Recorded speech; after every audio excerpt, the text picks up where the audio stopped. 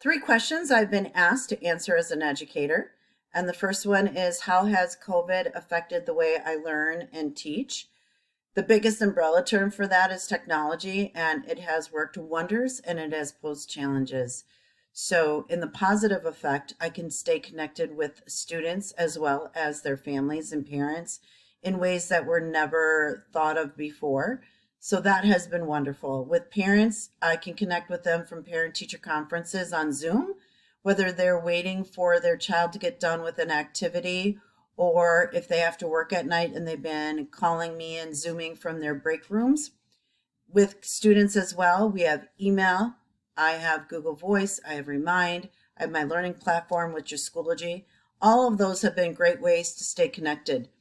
On the opposite end, the challenge has been me as an educator, I have to compete with technology and those platforms, other platforms, Twitter, Instagram, um, Spotify, those earless earbuds, because even with my hair, you could never even know that they were in. Snapchat, all of that stuff I have to compete with, and it is a huge challenge. So, technology has been a positive as well as a challenge. The next question is, what has been the biggest change for me? And my biggest umbrella term for that one would be time commitment. I am spending a lot of time with either learning new strategies, researching what's the best platform.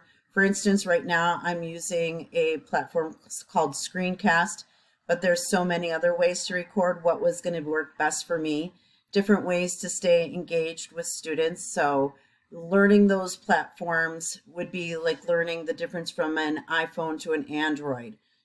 And that's just one idea. If you want to figure out a learning platform, whether it's going to be Schoology, Google Classroom, which we've switched over from, Canvas, different things like that. They're similar, but they're different. You have to learn them all. So that would be my biggest challenge. And what's the one thing that I miss is comfort. Um, the ease of knowing that I could go visit somebody when I wanted to, talking with a student, facial expressions, being able to talk more one on one. Since we are competing with technology and other things that are going on in the world, we have to look before we can go and visit to make sure that it's okay to hug somebody. That whole comfort thing is not there as much as it was, and I think that's the biggest challenge.